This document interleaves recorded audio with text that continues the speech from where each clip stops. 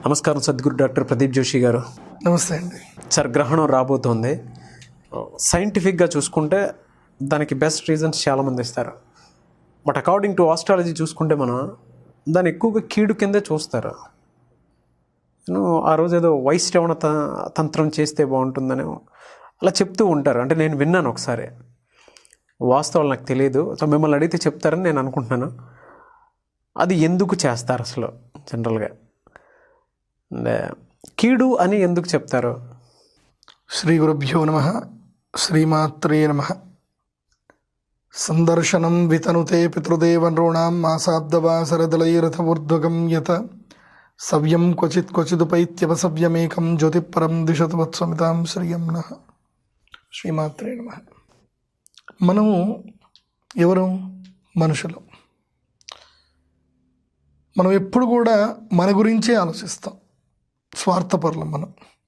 నాకేంటి, ప్రతీది కూడా నాకేంటి. ఎక్కడన్నా అడవిలోకి వెళ్ళావు నువ్వు, ఆ అడవి నీకు ఎప్పుడు వస్తుంది అని అంటే నీకు ఇష్టమైన పదార్థాలు, పళ్ళు, చేపలు అక్కడ ఉంటే నీకు అది ఇష్టం. లేదంటే నీ ఇంటి పక్కనే ఒక చెత్త కుప్పలు ఉంటాయి, ఇవి ఎందుకు పనికిరాని చెట్లు కనిపిస్తాయి. నీకు పనికిరాని చెట్లు ఉంటే నీకు అది నచ్చదు, ఆ తోట నచ్చదు. ఎక్కడైతే నీకు కంఫర్ట్ దొరుకుతుందో, ఎక్కడైతే నచ్చుతుందో నీకు నచ్చుతుంది. ఇది మనిషి యొక్క విచక్షణ, మనిషి తత్వం. కానీ ఈ గ్రహణం, ఈ పంచభూతాలు, ఈ నవగ్రహాలు ఇవన్నీ కూడా కేవలం మనిషి కోసమే ఉన్నవి కావు. టోటల్గా నేచర్ కోసం, టోటల్గా ప్రకృతి కోసం ఉంది. ప్రకృతిలో భాగమే మనిషి. మనిషి ప్రకృతిలో ఒక భాగం. కానీ మనిషి ఏమనుకుంటా అంటే నేనే ప్రకృతి, నేనే సర్వస్వం, నేను తప్ప ఈ ప్రపంచంలో ఎవరు లేరు, అందరూ నా కాళ్ళ కింద నేను తొక్కేస్తాను, ప్రతి జంతువు నాకు తినడానికి ఆహారమే అని భావించడం మనిషికి ఉన్నటువంటి పెద్ద రోగం. ఇవాళ ఈ గ్రహణం మనకి ఒక కనువిప్పు అనేది కలిగిస్తుంది. గ్రహణం వల్ల ఎంతో విజ్ఞానం దాగి ఉంది గ్రహణంలో, కానీ చాలామందికి అది తెలియదు. పరిశోధన చేసినటువంటి వాడికి పరిశోధన చేసినంత ఉంటుంది. ఎట్లా అంటే ఒక మనిషి శరీరంలోనే నువ్వు అన్నం తినేంత వరకే నీకు తెలుసు, రుచి పచ్చి అంతా కూడా అన్నం తినేంత వరకే. కానీ అది తిన్న తర్వాత ఎప్పుడైతే నీకు ఈసోఫేగస్లో ఎంటర్ అయ్యిందో దాని తర్వాత అది నీ అండర్ కంట్రోల్లో ఉంటుందా? ఉండనే ఉండదు. సో దాంట్లో ఎన్ని ప్రోటీన్స్ ఉన్నాయి, ఎన్ని క్యాలరీస్ ఉన్నాయి, దాంట్లో కార్బోహైడ్రేట్స్ ఎంత ఉన్నాయి, దాంట్లో లిపిడ్ ప్రొఫైల్స్ ఎంత ఉన్నాయి, ఏం కథ మొత్తం కూడా ఎవరు చూసుకుంటున్నారు అంటే the physiological function.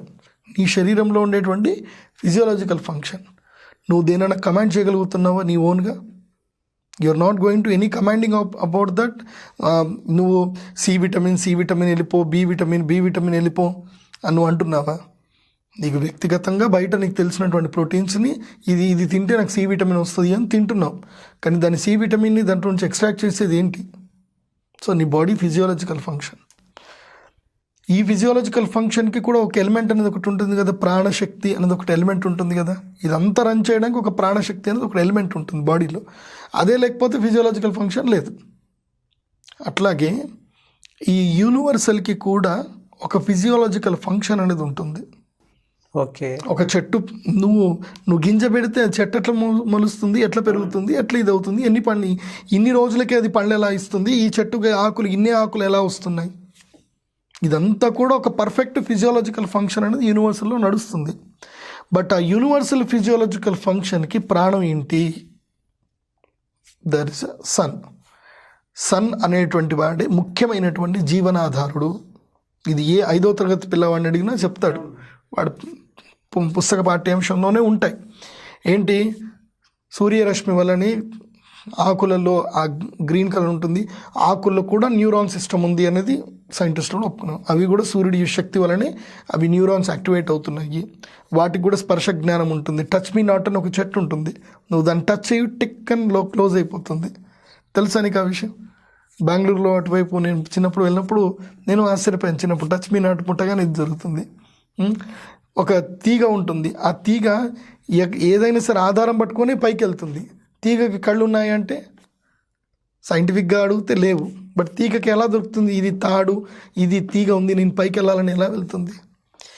There is some unknown factor, there are many unknown factors in this universal which you don't know. నీకు తెలియనంత మాత్రాన ప్రపంచంలో ఏది లేదని కాదు, నీకు తెలుసన్నంత మాత్రాన పూర్తిగా తెలుసని లేదు. అది సృష్టి రహస్యం. ఆ సృష్టి రహస్యాన్ని తెలుసుకున్నటువంటి వాళ్ళే మన ఋషులు. ఆ ఋషులు తెలుసుకున్నటువంటి గ్రంథాలు ఇప్పటికీ నేపాల్లో కోకొల్లలు ఎన్నో గ్రంథాలు ఇప్పటికీ ఉన్నాయి. ఇప్పటికీ మీరు శ్రీ చంద్రశేఖరేంద్ర సరస్వతి విశ్వమహావిద్యాలయానికి ఎవరైనా సరే కంచి కామకోటి పీఠానికి, కంచి కామాక్షి అమ్మవారి దర్శనానికి వెళితే అక్కడి నుంచి మీరు శ్రీ చంద్రశేఖరేంద్ర సరస్వతి విశ్వమహావిద్యాలయానికి వెళ్ళండి. అక్కడ మీరు ఎవరైనా యూనివర్సిటీ స్టూడెంట్ అయితే మీ ఐడి కార్డ్ చూపించి అక్కడ రిజిస్ట్రార్ గారికి ఒక లెటర్ రాయండి, ఒక రిక్వెస్ట్ చెయ్యండి. మీరు ఒక టీమ్గా వెళ్ళండి. నేను మోడర్న్ స్టూడెంట్స్ అందరికీ చెప్తున్నాను, నేను అమ్మ మీ పిల్లలందరికీ చెప్పండి ఈ విషయం. ఏం చేయండి, ఒక లెటర్ రాయండి, రిజిస్ట్రార్ గారికి రాయండి, రాసి అడగండి మేము మీ యొక్క లైబ్రరీని చూడాలనుకుంటున్నామని. ఆ యూనివర్సిటీ లైబ్రరీలో వెళ్ళండి. ఎన్నో తాళపత్ర గ్రంథాలు ఉన్నాయి, ఇప్పటికీ బయట ప్రపంచానికి తెలియని ఎన్నో తాళపత్ర గ్రంథాలు ఉన్నాయి, ఎన్నో అద్భుతాలు ఉన్నాయి అక్కడ. వాటి మీద రీసెర్చ్ చెయ్యండి, అక్కడ యూనివర్సిటీలో జాయిన్ అవ్వండి. ఇవాళ సూర్యగ్రహణం అనేసరికి కొంతమంది వచ్చేసి పలానా అది బాగలేదు ఇది బాగలేదు అంటారు. But what going to happening in this universal function అనేది మాత్రం ఎవరికి అనవసరం. ఇవాళ మీరు అడుగుతున్నటువంటి వైశ్రవణ తంత్రం ఏదైతే ఉందో, ఇందాక నేను బిగినింగ్ చేసినటువంటి ఒక స్వార్థపూరితమైనటువంటి మనిషి జీవితానికి సంబంధించింది. వైశ్రవణ తంత్రం ఏంటంటే, భగవంతుడు శక్తి విహీనుడైపోయినప్పుడు ఎవడైతే ఉన్నాడో వాడికి శక్తి కలిగించేటువంటి యోగప్రదమైనటువంటి తంత్రము వైశ్రవణ తంత్రం. ఇదే కురుక్షేత్ర యుద్ధము జరగడానికి మునుపు పాండవులు 14 సంవత్సరాలు వనవాసంకి వెళ్ళారు. 14 సంవత్సరాలు వనవాసం ఎందుకు వెళ్ళారు? కృష్ణుడు పక్కన ఉండంగా కూడా.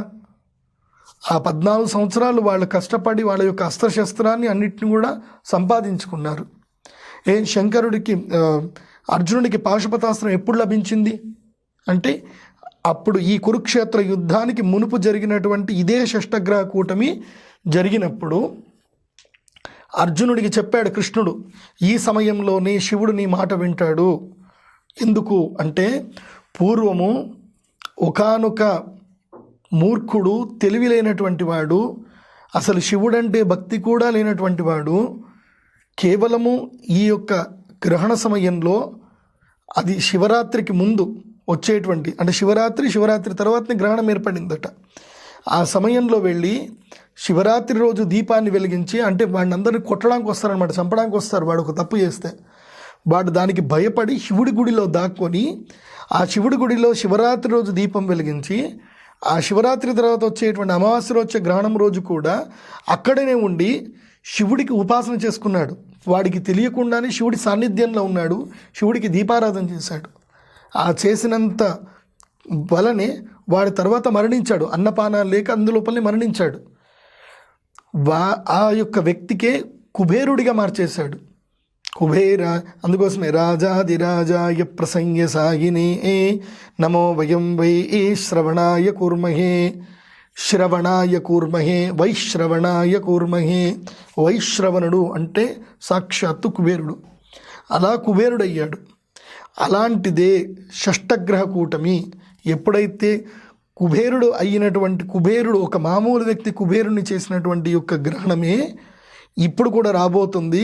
అర్జున, ఇప్పుడు నువ్వు పాశుపతాస్త్రం కోసం ప్రయత్నం చెయ్యు, నీకు దొరుకుతుంది పాశుపతాస్త్రం. అంటే అదే సూర్యగ్రహణం రోజున, ఇదే మార్గశిర మాసంలో ఏర్పడినటువంటి షష్టగ్రహ సూర్యగ్రహణంలో అర్జునుడు మహాపాశుపత తంత్రానికి సంబంధించి పాశుపత తంత్రంతో కూడుకున్నటువంటి ఇదే వైశ్రవణ తంత్రం చేసినప్పుడు అర్జునుడికి తాను కోరుకున్నటువంటి పాశుపతాస్త్రం వరంగా దొరికింది.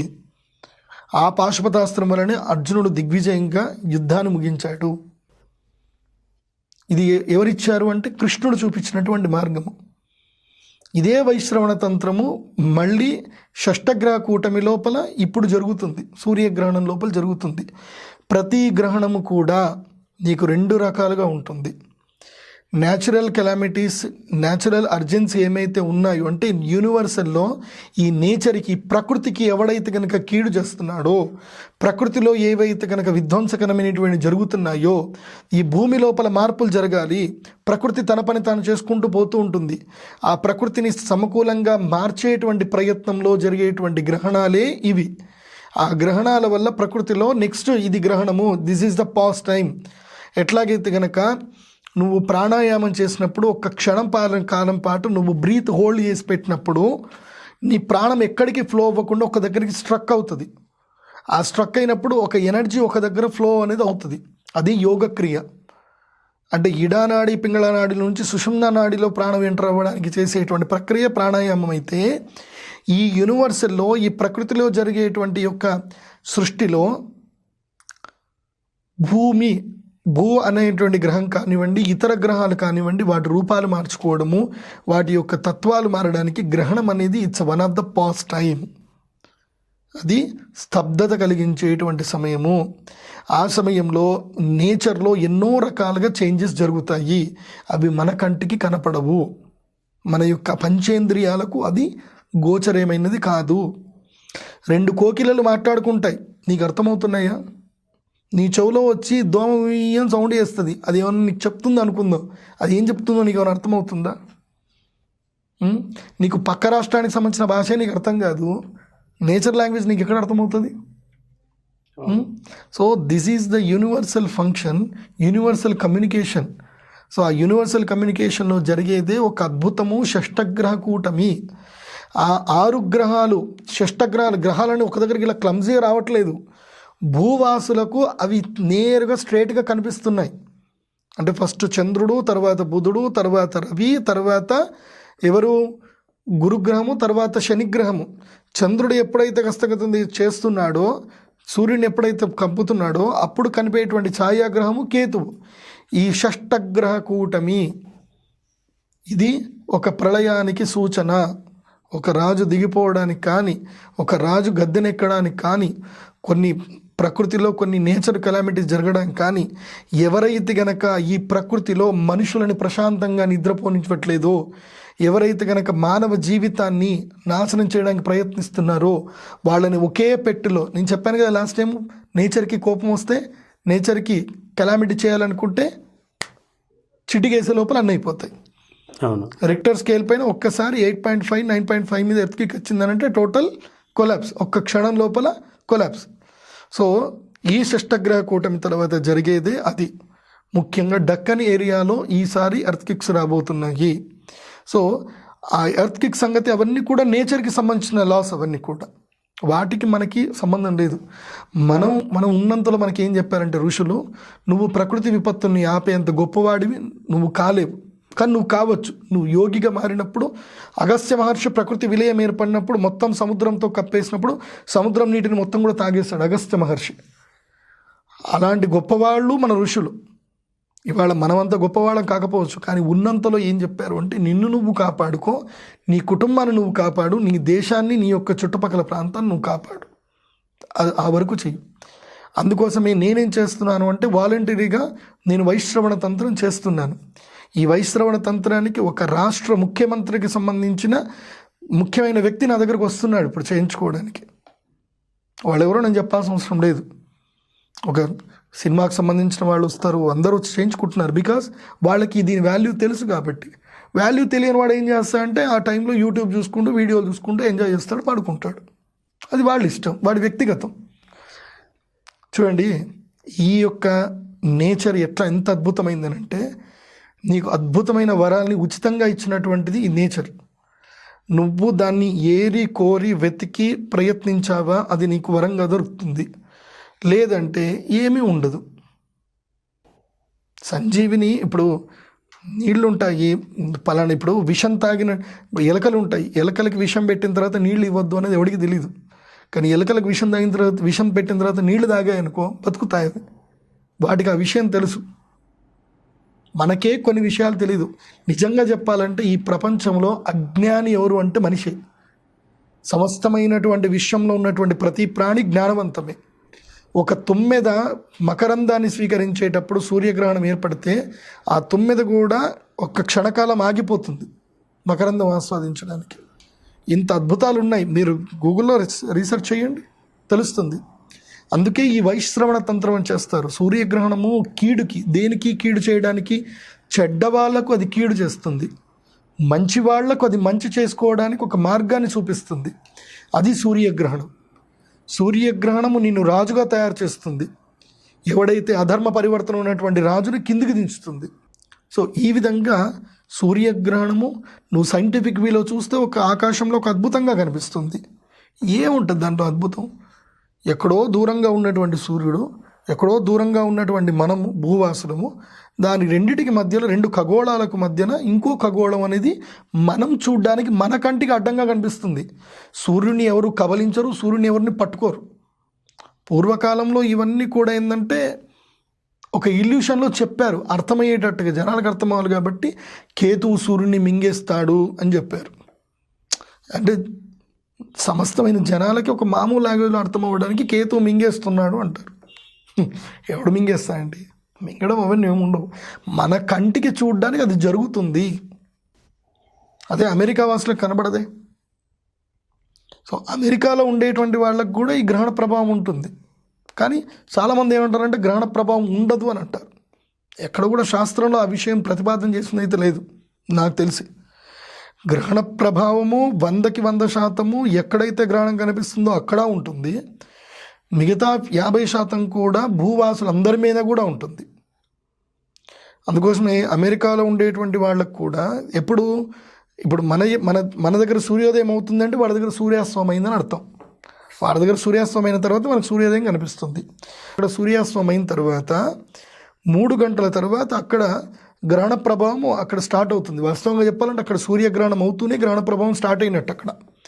సో అమెరికాలో ఉండేటువంటి జర్మన్ కానీ వేరే దేశంలో ఎక్కడ ఉండేటువంటి స్త్రీమూర్తులు కానీ గర్భిణీ స్త్రీలు కానివ్వండి, whoever pregnant ladies, please follow the instructions of the Hindu dharma whichever described in a Sanatana ధర్మశాస్త్రాస్ to protect your child and to protect your health. మీ యొక్క ఆరోగ్యాన్ని, మీ పిల్లల ఆరోగ్యాన్ని కాపాడుకోవడానికి, భవిష్యత్తులో మీ పిల్లలు ఆరోగ్యంగా పుట్టాలి, means your child should be deliver in a good manner, in a healthy manner. To what to do means you should not go anywhere. ఎక్కడికి వెళ్ళకూడదు, బస్ ఇంట్లో హాయిగా ఉండాలి. And should not enter the UV raises, that what ever the ultra UV raises should not enter in to the house. దీనికి ఒక simple example చెప్తాను నాగరాజు. ఒక కంసాలి అతను ఒక బంగారాన్ని కరిగించడానికి ఏం చేస్తాడు అంటే మండేటువంటి అగ్నిలో పెడతాడు. కానీ ఏదో చిన్నగా తెగింది, దాన్ని అతికించాలి. ఇమీడియట్లీ ఏం చేస్తాడు అంటే ఒక దీపం పెడతాడు, ఒక సన్నటి పుల్లని తీసుకుంటాడు, పుల్లటి తీసుకొని ఉఫ్ఫను ఊపుతాడు. ఊపగానే అందులోపల నుంచి అదేమవుతుంది, ఒక ఫాస్ట్గా ఒక రేస్లో వెళ్ళిపోయి ఇమ్మీడియట్ దాన్ని కాల్ చేస్తుంది. అవునా కాదా? చూసారా, అబ్జర్వ్ చేశారా?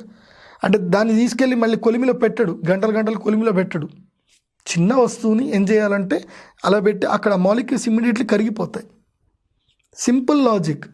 గ్రహణం అవుతున్నప్పుడు మనందరికీ తెలిసిన ఓజోన్ పొర అనేది ఒకటి ఉంటుంది అనేది మనకి సైంటిస్ట్ చెప్పేదాకా మనకు తెలీదు. సైంటిస్టులు ఎవరో చెప్పారు ఓజోన్ పొర అని ఒకటి ఉంటుంది, సూర్యుడి యొక్క కిరణాలు మొత్తం కూడా మన మీద పడవు, ఓజోన్ ద్వారా ఓజోన్ పొర దాన్ని ఫిల్టరేషన్ చేసి తర్వాత మనకు వస్తాయి, అదే సూర్యుడి కిరణాలు మొత్తంగా పడితే మనం బతికుండము, మనం మాడి మసి అయిపోతామని చెప్పి ఇది అందరికీ తెలిసిన విషయమే. మరి ఈ గ్రహణ సమయంలో ఏం జరుగుతుంది, ఒకటి అడ్డం వస్తున్నప్పుడు కిరణాలు ఇంకా తీక్షణంగా ఎంటర్ అవుతాయి.